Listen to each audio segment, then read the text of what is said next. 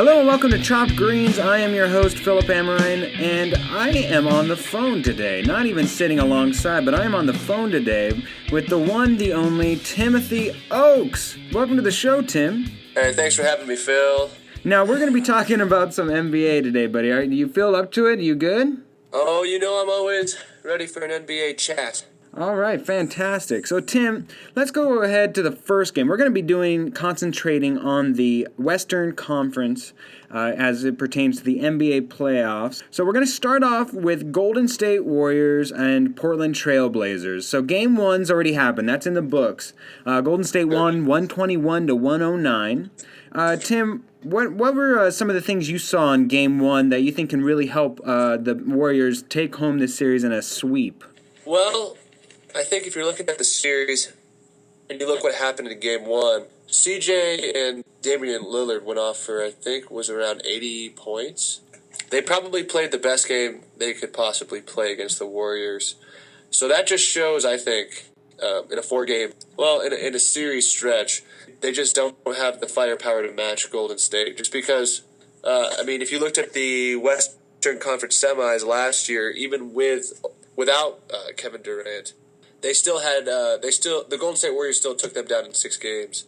So with Kevin Durant, even at full strength, the Blazers are no match for the Warriors. And I think they probably will get one game at Portland, and they'll probably end this series in 5. So you think it ends in 5.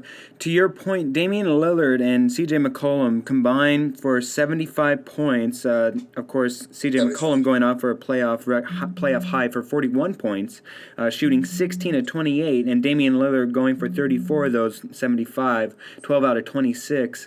When I look down the rest of this line, we've got Vonleh, Harkless, and Turner all shooting 5 out of 13, 1 out of 5, 3 out of 7. When we add that all up, that's 9 out of 25 for the group, but the rest of the starters on the Trailblazers. Sure. That's not going to cut it, man. We're looking at 3-pointers. Nobody else is hitting them outside of C.J. McCollum at 4 to 6 and Damian Lillard 3 out of 9.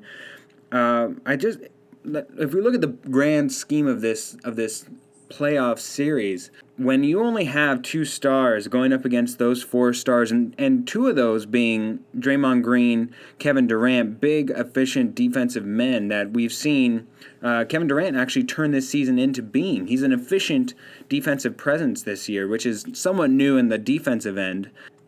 Going up against Nick Vonleh and Harkless, it's not going to be pretty, because what we're seeing is they're just outmatched. Somebody else on the Trailblazers has to contribute. Now tonight, Game 2, we're going to be talking through that final going as it goes along. But as of right now, Kevin Durant is actually ruled out with something along the lines of his shin. Sure. Do you think that gives the Trailblazers an edge in this one, Tim, or? I wouldn't say an edge, but definitely a better chance, because the Golden State Warriors did play the last 3 games of the regular season with Kevin Durant, trying to get him re-established in the lineup and trying to get the chemistry back. But the last 15 or so games, they went on that 13-game winning streak or something like that without Kevin Durant. And so I think tonight is going to be a tougher test for Golden State, but I definitely think I would still give the Warriors a 5-point edge. I think it's going to be a closer game. I think the role players, like you were harping on, will play a better game. I think Aminu and Harkless will go off for a little bit more points, and Evan Turner is playoff savvy. He's a good vet to have on the team. And Alan Crabb really needs to start showing up and play for his money. But I think the role players step up today, and the absence of Kevin Durant will diminish some points off of Golden State. But I still see Golden State taking it by about 5 or 6. So you think that they'll still win, even though Kevin Durant accounting for 32 points in Game 1 of the series? That's a lot of offensive production there. You don't think that the Trailblazers can now have a chance to steal one game? Sure. I think Kevin Durant's absence will definitely make Golden State's offense a little bit less potent, for sure. I definitely think that they'll score less points than the first game. But I think Stephen Curry showed all year his versatility in the way that he can step up and score points if he needs to, like he did last year when he had the unanimous MVP season. or he could take a step back and score 24 points and let Kevin Durant do his thing, because Kevin Durant's just an animal. So I definitely think the Golden State Warriors will take a step back offensively tonight, but I still think with the firepower of Clay and Steph and being at home, having the rhythm at home, the flow, I definitely think the Warriors take this one close game.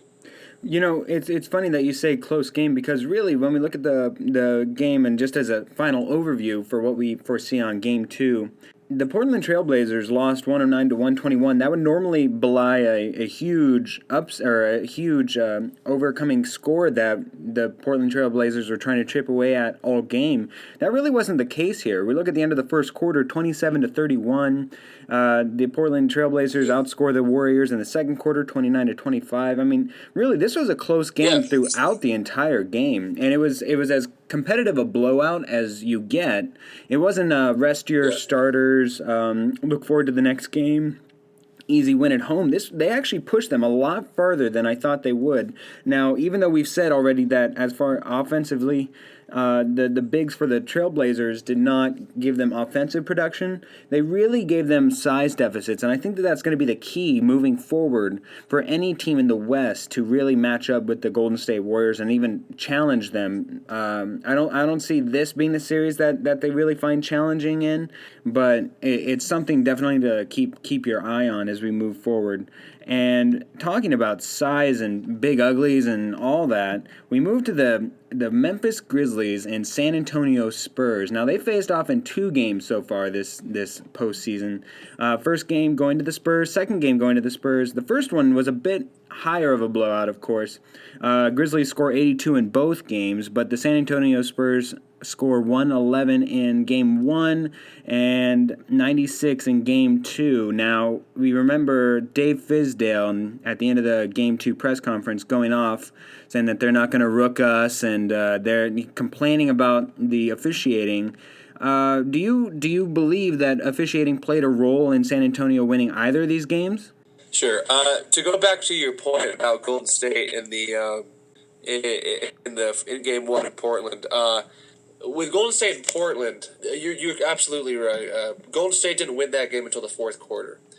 That game was a close game all the way through 3 quarters. But if you've looked at Golden State the entire season, and this was something that I was hoping the Golden State would fix during the playoffs. They've always been a second half team.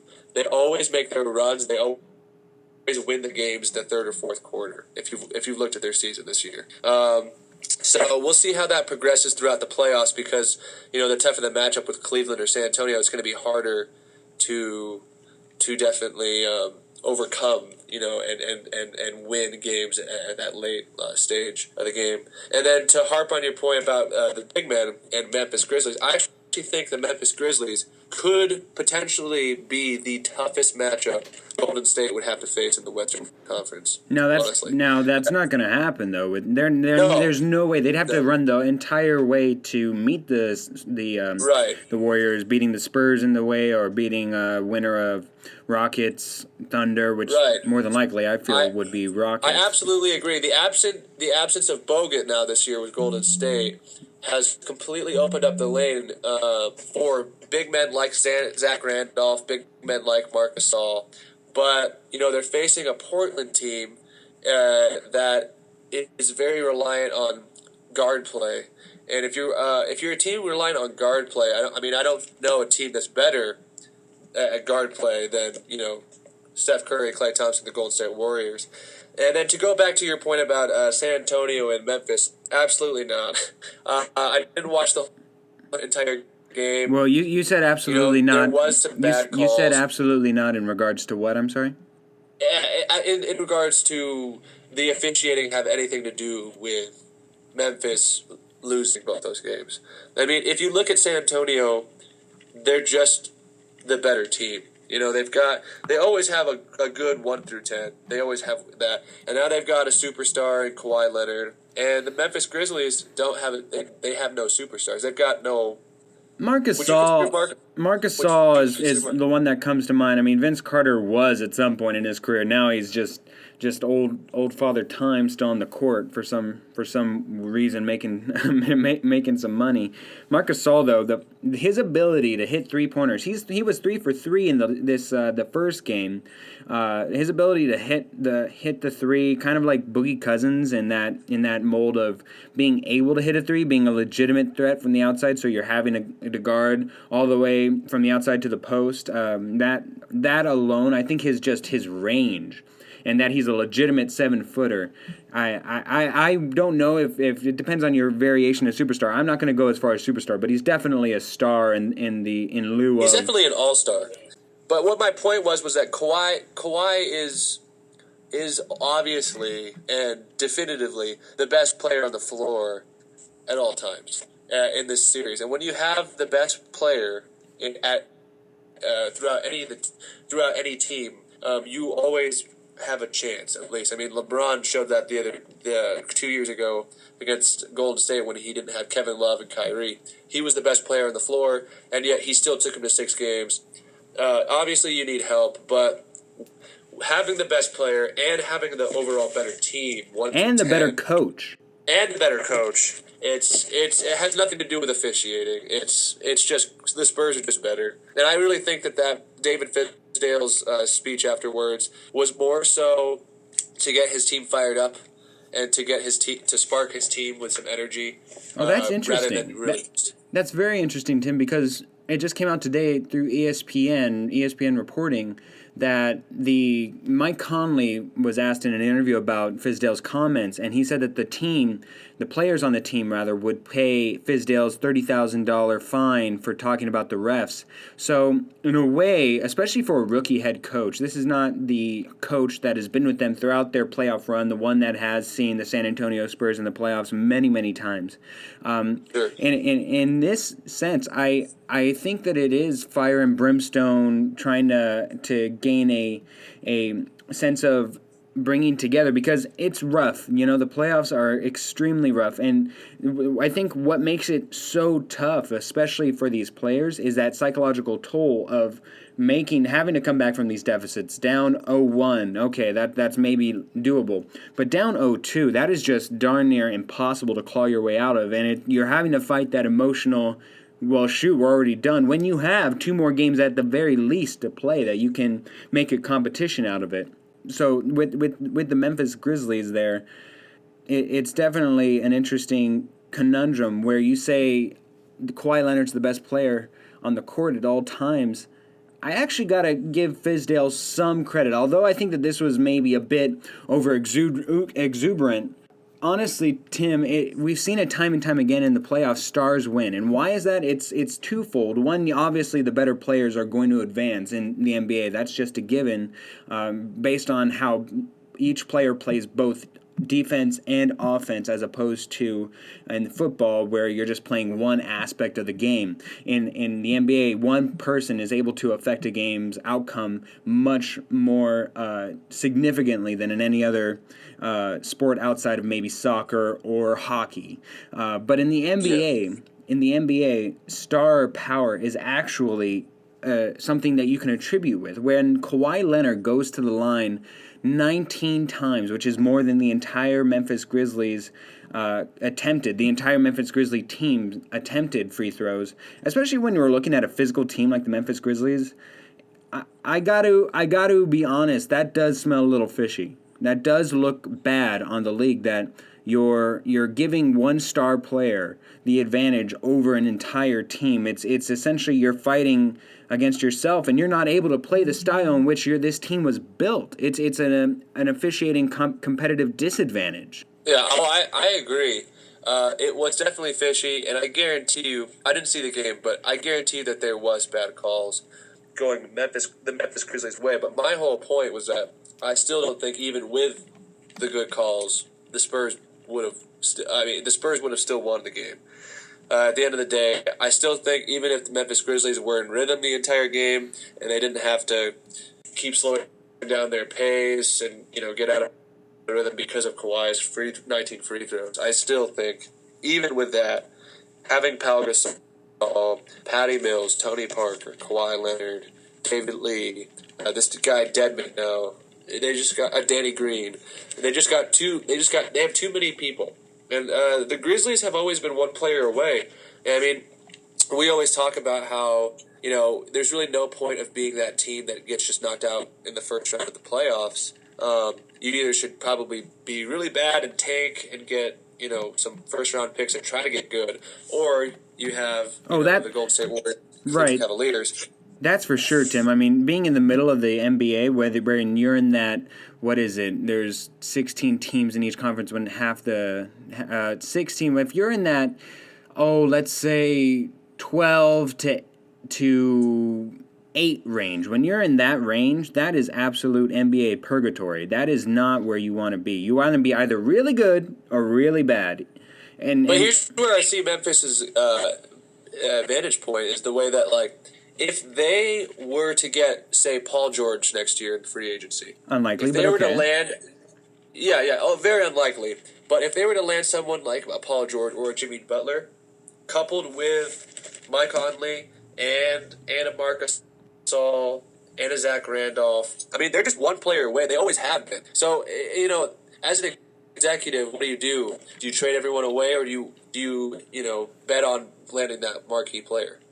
It depends on what your location is. In the case of Memphis specifically, if I was the GM, owner, whatever, what have you, I would totally trade I wouldn't, maybe not Marc Gasol. Marc Gasol I would not, but especially Zach Randolph.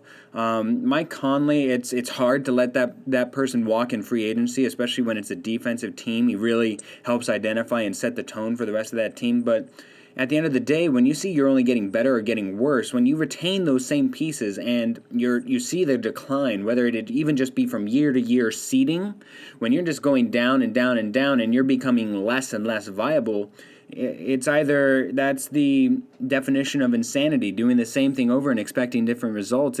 They don't even have the Clippers' excuse of being old and being injured as far as, hey, if Blake Griffin or Chris Paul or DeAndre Jordan... The Clippers still have no excuse, even with all the injury. I agree, but what I'm saying is the Memphis Grizzlies, they don't have that excuse to lay on, that they can even though as mockable as that excuse is for the Clippers and how I don't put any truth behind that, the Memphis Grizzlies are absolutely they need a rebuild. And even if it's just rebuilding what this image is and just younger players, when you look at, I don't know, Marcus Smart for the Celtics and kind of seeing how a young player with a defensive mindset, or maybe Andrew Wiggins. Of course, they wouldn't get Andrew Wiggins, but I'm just thinking off the top of my head here of defensive-minded players.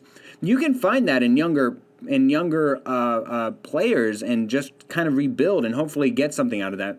But where they are right now, they're going down. And it's not exactly like they have cap room because Mike Conley is signed to the biggest contract in NBA history, and and of course Marc Gasol is not too far behind, and they got to keep him, and they're just running out of cap room to rebuild efficiently, as opposed to sticking with what they have. I completely agree with you there. But now, I completely agree. Yeah. So let's move to speaking of bad excuses, let's move to the Clippers and Jazz. Now, you, Tim, my favorite series. I was gonna say this is your personal favorite. So the Utah Jazz and LA Clippers clashed, and through 2 games they're tied 1-1. Give us a little bit of your overview on how you see this going, Tim. How this is going to shape out, sure. The Clippers, and you could say this in a lot of series that they have lost in the past, are the more talented team. And that's for sure. Even more so, you would think, even with the more talented team, they have the best coach. And through the coach, you think so? They would have poise and discipline.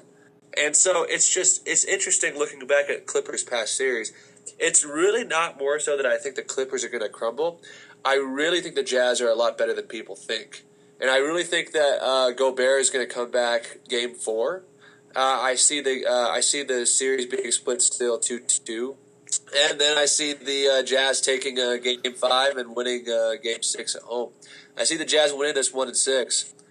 Not many people do. A lot of people pick the Clippers. I'm pretty sure the Jazz are they're not the favorites. They're the underdogs. But yeah, I mean, I've been saying it all year. They've got, I think, just a great 1 through 10.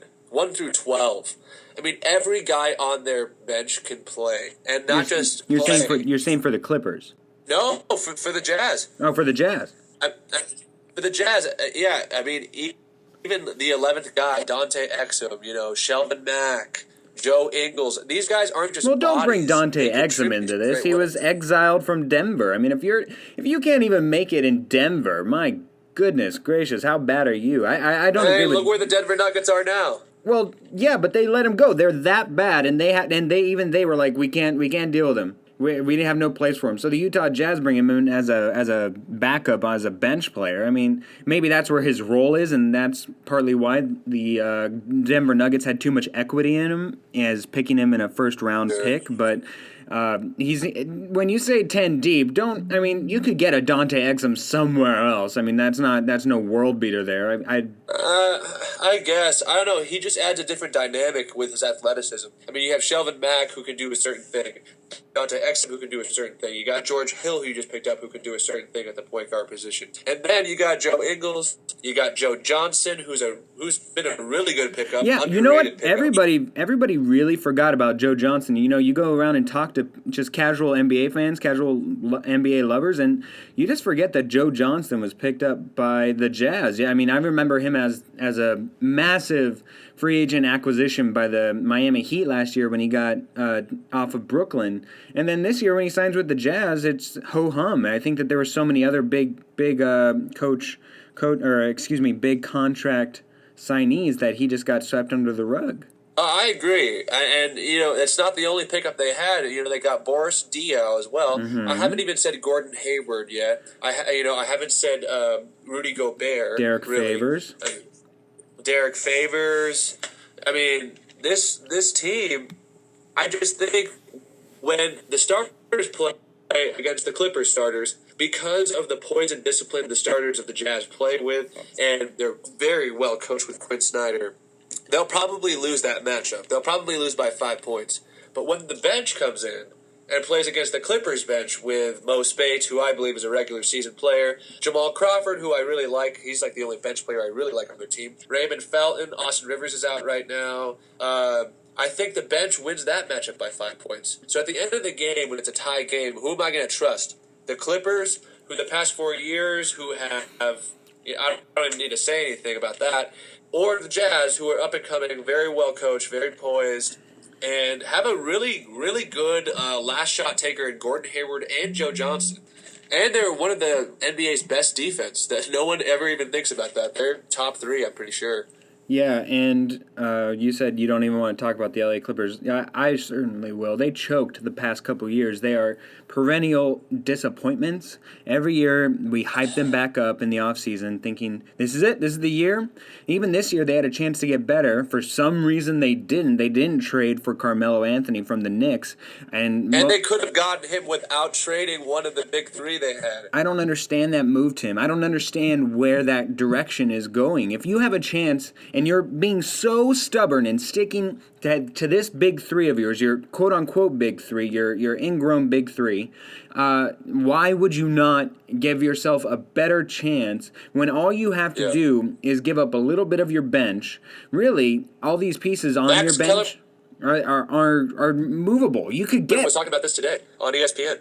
Yeah, and for sure as heck, we're going to talk about it because I don't understand where the logic is. If they have him, I don't think that they even end up as the 5th seed. They might even end up as the 4th seed. I mean, this is just ridiculous that they did not get Carmelo Anthony when really all you have to do is you sacrifice a couple of bench players for 2 years of Carmelo Anthony. That is a fine rental for 2 years. He serves a purpose. And really, if you were to have Carmelo Anthony straight up with Gordon Hayward, I don't think even the bench could help the Jazz on that one. They would have. No, I agree. If they had Carmelo, I would pick the Clippers to win this series. And I think I really do agree with Max Kellerman on ESPN on this one. I really think that this goes back to Doc the GM opposed to Doc the coach. You can't have both. You have to have 2 different mindsets. And Doc is so stubborn about staying course, about winning with this group set of guys as a coach, which he's I mean, that's great as a coach. You're supposed to have that mindset, that great motivation. He's known as the greatest motivationer.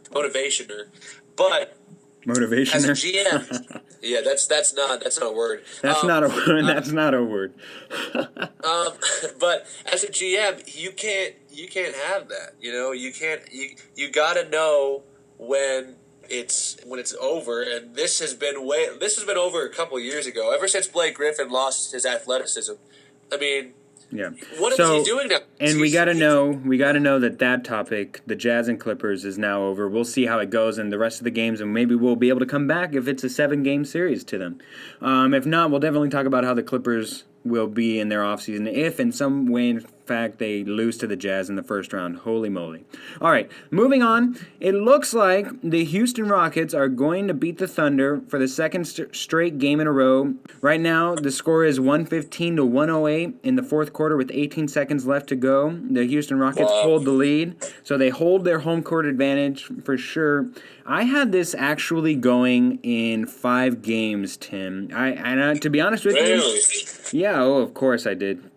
And Russell Westbrook, of course, he actually, if I'm reading these correctly, he got the triple-double here tonight with 48 points, 10 rebounds, and 13 assists, and they still come up a little short. 108 to 115. That hasn't gone final yet, so we'll see what the final score is later. But I don't feel even good on my 5-game pick. Do you think that Russell Westbrook can steal a game from the Rockets? Just because I trust the OKC fans so much at home, I'm going to give them a game. I'm going to give them a game out of respect. That's interesting because that is one of the few actual home court advantages in the NBA. Really, it's. I can only name a couple arenas like that. Yeah, there's just the Golden State Warriors, OKC, and I'd honestly limit it there. I can't think of any. Even the Spurs, as good as they've been over the years, they do not have a good. They're better on the road. Been a home court advantage. They're better on the road for the past 2 years. They've got the best road record this year. And they had that last year as well. They were about to set the record last year for most road wins. So the Thunder in at 111 to 115, still only 9 seconds to go.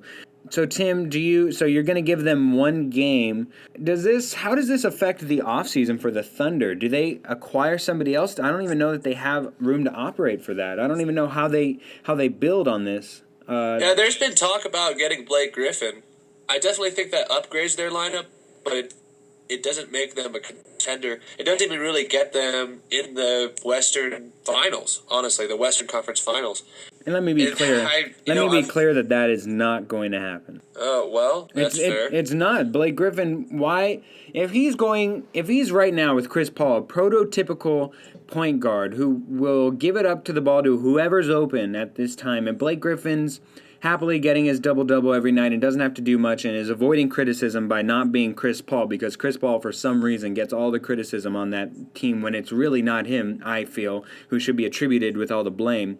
Why would he go to Russell Westbrook, who barely gets 13 assists on a playoff game and scores 51 points? Again, he's accountable for 51 points in this game. And yet, still in all, he's still gobbling up that stat line, and we see the Oklahoma City Thunder trying to do the best that they can to build a team around him, and it won't work. That's not how the NBA is played anymore. And there's no way Blake Griffin is going to the OKC Thunder. That's fair. I think to hit on both of these points, I think Westbrook and Chris Paul don't play the certain style the NBA is now, and That's for sure. I think that could attribute to some of the failure that the Clippers have. Now, when I think about Chris Paul, I think about a 20-second shot clock dribbler. And I think about a guy who will get you a play, and a good play, a good shot for him or a good shot for you.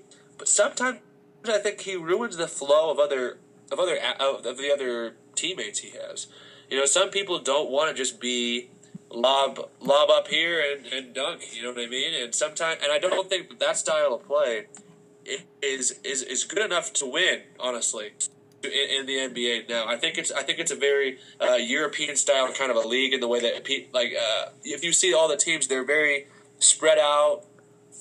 move the ball, kind of 3-point shooting barrage teams now that are winning the championship. Well, I still don't think that offers any validity to Chris Paul because, like you said, both Chris Paul and Russell Westbrook are both not suited for today's NBA, which really, when we dive into that really just means that neither one is Steph Curry for different reasons.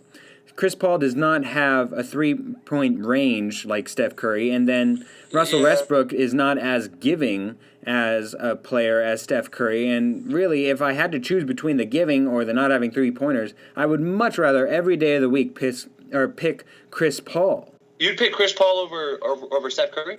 I meant as far as Chris Paul over Westbrook. Oh, Chris Paul over Westbrook? Every day. Yeah, I'd pick Chris Paul over Westbrook. Every day of the week. Yeah, I would too. I think Westbrook is similar to Carmelo, and they're both not winners. They can fill up a good stat sheet, but the way that they play gets everyone out of rhythm, and there's no way for a team to win the game. It's just kind of a Russell Westbrook show or a Carmelo Anthony kind of a show. The Carmelo right now, though, at the stage of his career, like we were saying about the Clippers, he could have been that, spot up kind of a shooter guy that you can really rely on, the guy that can get you some points at the end of the game. He would have been a good fit for the Clippers. I don't know why they didn't do that deal. Who knows? And we'll probably be talking about that all off season on whether or not that was a mistake or where the New York Knicks come from here. As a final word on it all, do you have any last overview of the Western Conference? Any surprises? Any changing of picks for you? No, everything is shaped out to be basically what I thought it would be so far. Golden State is looking dominant. The Spurs are looking dominant over the Grizzlies and look like the only team that could challenge the Warriors in the West. You don't think the Rockets could challenge them?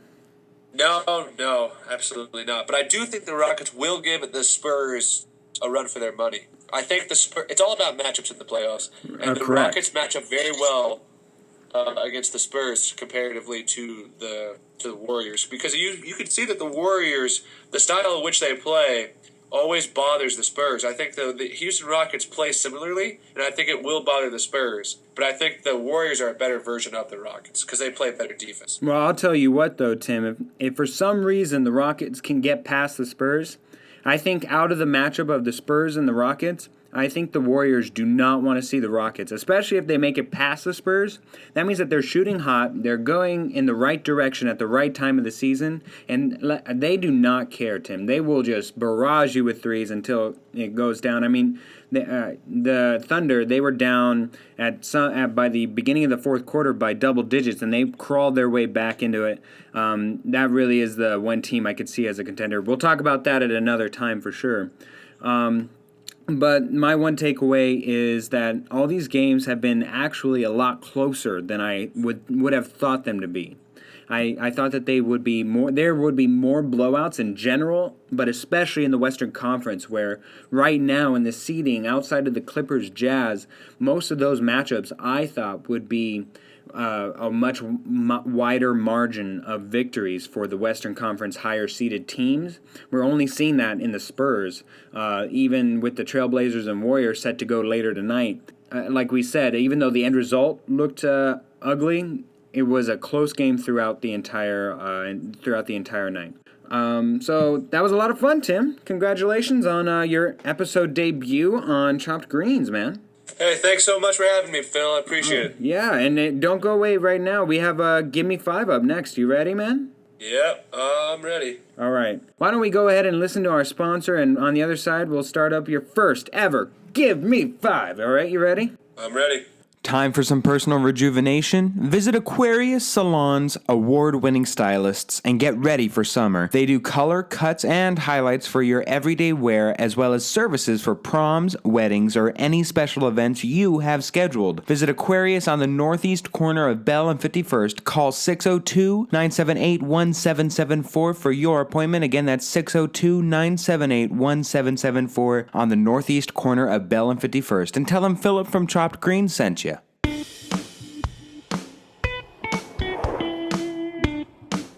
And we are back. All right, Tim, are you ready for Give Me 5? This is the part of the show where I have 5 questions for you. You have 5 questions for me. We'll both answer them honestly and see where we are after this. We might be friends, we might not be, all right? You ready? I guarantee you we won't be, but hey, go ahead. We never were. All right, here we go. My first question, I'll start us off here, Tim. Tim, the Super Bowl winning New England Patriots visited the White House today. The New York Times sent out 2 side-by-side photos of the 2015 team visiting the White House under the Obama administration versus the team that visited the White House under the Trump administration today. The noticeable decline in attendance was explained by many as political preference, with Tom Brady pulling out from the visit last minute, citing personal family matters. Tim, do you think Tom Brady really couldn't go because of family matters, or was this a PR QB play by Brady? A PR QB play by Brady. There's been some constant dislike towards President Trump throughout all athletes and all sports, and I think if we're going to look further into the future regarding visiting the White House of the NBA champions and the Super Bowl champions and the baseball world champions, I think that there will be a constant lack of attendance throughout every single one of them. Yeah, we look at the NBA, and that's a very left-leaning league. It'll be interesting to see if whoever wins that will go and actually continue the tradition of visiting the White House. All right, your turn, Tim. Alrighty. For my first question, I've got, what qualifies your friend, one of your friends, to be a friend, and what qualifies them to be one of your best friends? I think for both answers, trust, for me at least, is a really big factor. I need a lot of trust in somebody to be a best friend, not necessarily a friend. A friend, I think you can kind of work around that and just kind of let them know as a need by process, but trust to me is huge, as I'm more of a kind of into matters of the everything, just kind of keep it close to the chest, close to the vest, and so trust, I would say, is probably the biggest factor there. You, Tim? See, I was thinking about this the other day, because I was thinking about one of my friends over here at the University of Northern Colorado, and I think it's a friend who is there for you and with you all the time when you need him to be and when you don't need him to be. Because I've noticed that some people will take advantage of you when they need you, and they're lonely, and they all of a sudden don't have something in their life, something personal to them, and then will come over every day to your house, or will talk to you every day now when they need you, but when they didn't, they never talked to you. And I think that goes to show, it elevates to me the difference between a friend and a best friend. One of your best friends will always talk to you no matter the circumstance of, if they need you or not in their life. All right.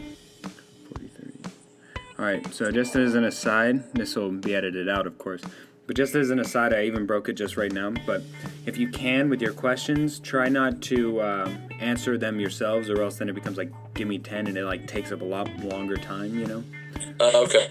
So, and I broke it myself right there. That's not even your fault, I asked you. All right, moving on at 41.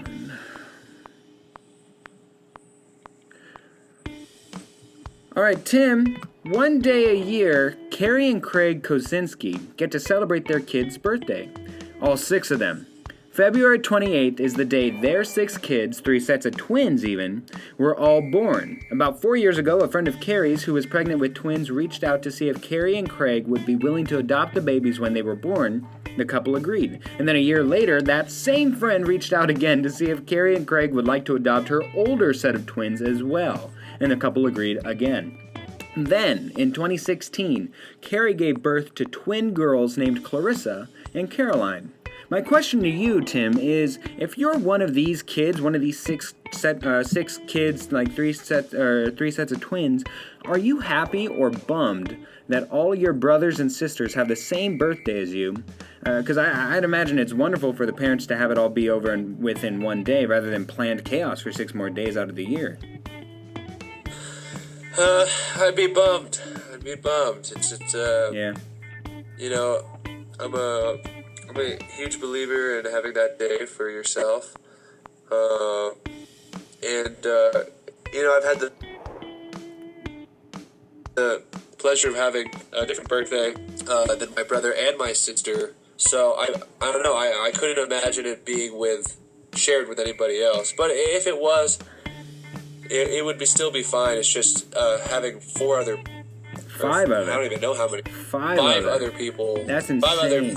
Five other your siblings sharing the same birthday. I couldn't do it. I don't think. That is crazy. All five of them. You'd think that one of them was courteous enough to go the next day or something.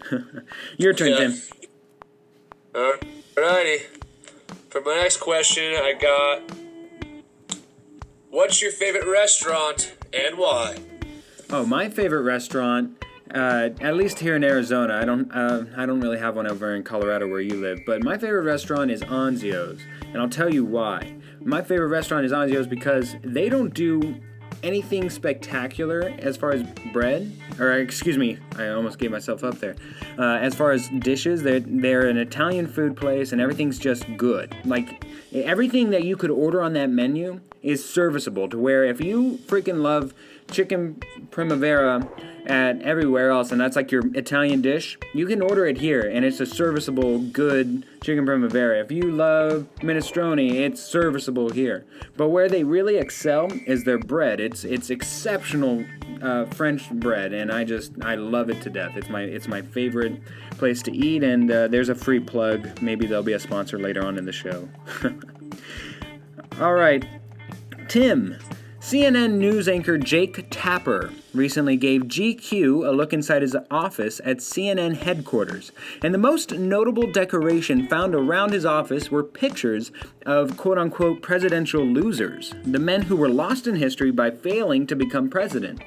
Tim, I have a list of 5 presidents, and I want you to tell me if they lost at any point in running for president or if they never lost a presidential election. So all these 5 names are presidents, and then I just want you to tell me if on their way to the presidency they lost at some point or if they just were president, all right? You got it? Yep. All right, here we go. First name, I'm going to give you Richard Nixon. I'm going to say he lost before getting into the presidency. Absolutely. He did lose. He won the GOP nomination but lost the general election in 1960 and then won in 1968. All right, next name. You're 1 for 1, Tim. Next name is Dwight D. Eisenhower. I'm going to say he didn't lose. You're going to say he won. Yes. Absolutely. Both his inaugural election and re-election to serve from 1953 to 1961. Excellent, Tim. You're 2 for 2 here. All right, Reagan. Ronald Reagan. Ronald Reagan. That's a 50-50 one right there. That's a toughie. I'm gonna go with. He didn't win his first one. So you're saying he lost? Yes. Wow, Tim, you're on a roll here, buddy.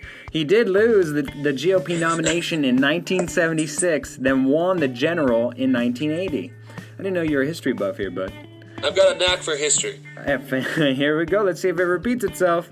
Theodore Roosevelt. Did he win or did he lose on his way to the presidency? This one's going to be a surprise. He lost.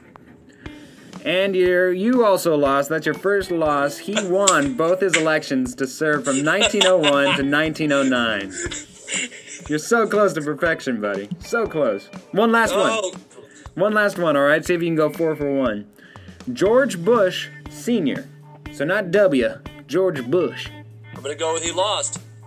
Absolutely. He did lose the GOP nomination in 1980, then won the general in 1988. So you went Excellent. 4 for 1 there. That's highly respectable. That's better than Damian Lillard's 3-point shooting in Game 1. Well, hey, you know what they say about those Blazers? They're not hot, that's for sure. All right, your turn, Tim.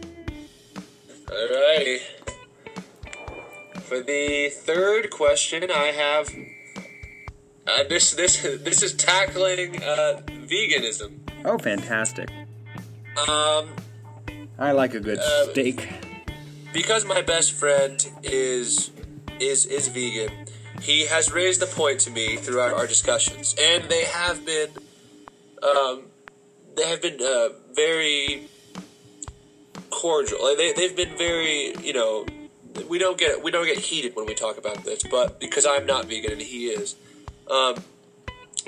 it always boils down to the question: do you believe humans are above things that we kill in the animal kingdom, like cows and pigs? And if so, if you do think that if humans are above cows and such, why? Well, this is going to sound like a very elitist answer, but I do think that we are above animals. I mean, in various stances, the mantra is for a reason. It's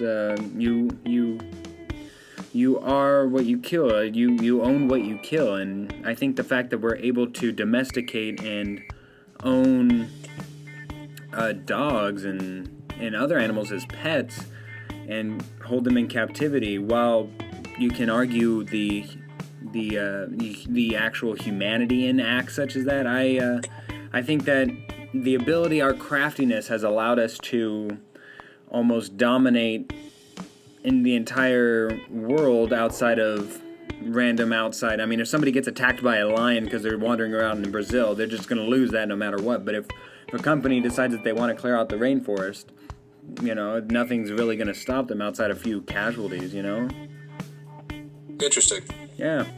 That's my take on men versus animal. All right. For my next question, Tim, Serena Williams is expecting her first child with fiancé Alexis Oanen. I might have said that wrong, but her representatives confirmed.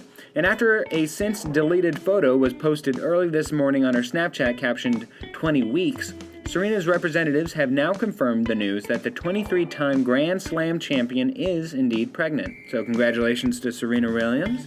Congratulations. Yes, congratulations. Tim, is Serena Williams the best pure athlete we have ever seen? Now, some others to consider are Michael Phelps, LeBron James, and Bo Jackson, to name a few, but you might have somebody else rumbling in your mind. LeBron James. What? Oh my Over gosh. Michael Jordan? Oh my gosh, you uttered his name and you didn't even say Michael Jordan? Of course not. Serena Williams is here. Here's everybody else right here. It's like tier 2. And then there's Michael Jordan, the best athlete we've ever seen. Oh my gosh. Alrighty. So you're saying Michael Jordan is the okay, all right. Good to know. Good to know, buddy. You are absolutely 100% wrong in that sense, but good to know.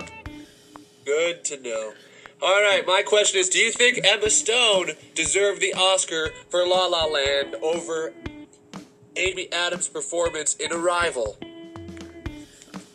I would say that Amy Adams, as good as she was in Arrival, gotta say, I like Emma Stone better in La La Land. Are you okay there? You had a sneeze or something, I think. I'm sorry. I couldn't get over what you just said there, Phil. Here, let me tell you why. I don't think that acting is always, we've seen somewhat of a trend lately in acting where you have to be these outlandish, nearly kill yourself over a role in order to win it. I don't think it's always necessary for that, and that character actors are always head and shoulders above regular actors.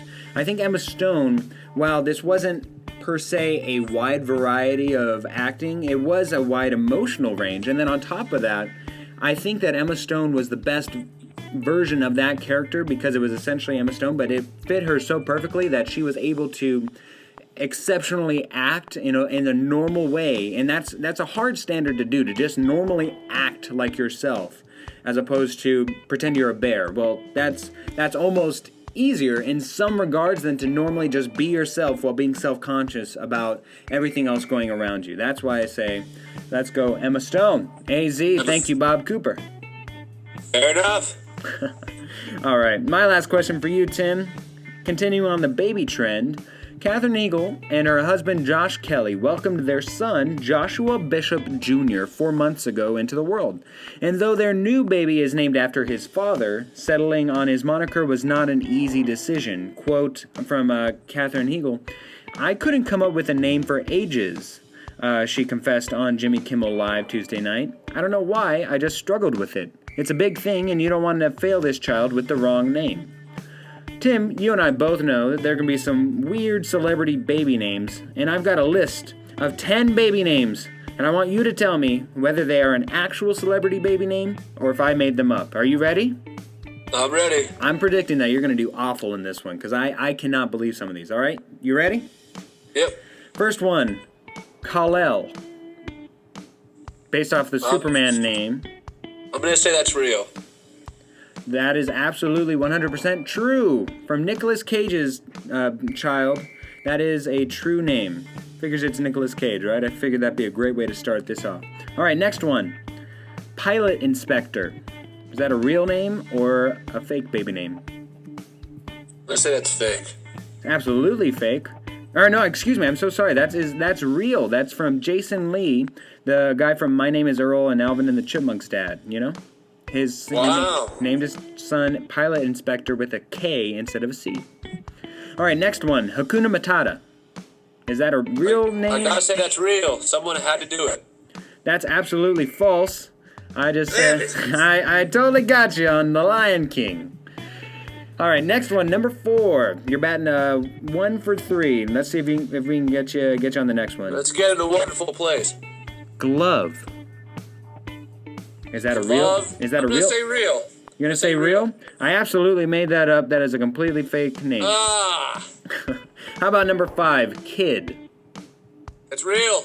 That absolutely is real. Kid is from the child of David Duchovny and Tia Leone. Of course, that's David is the X-Files.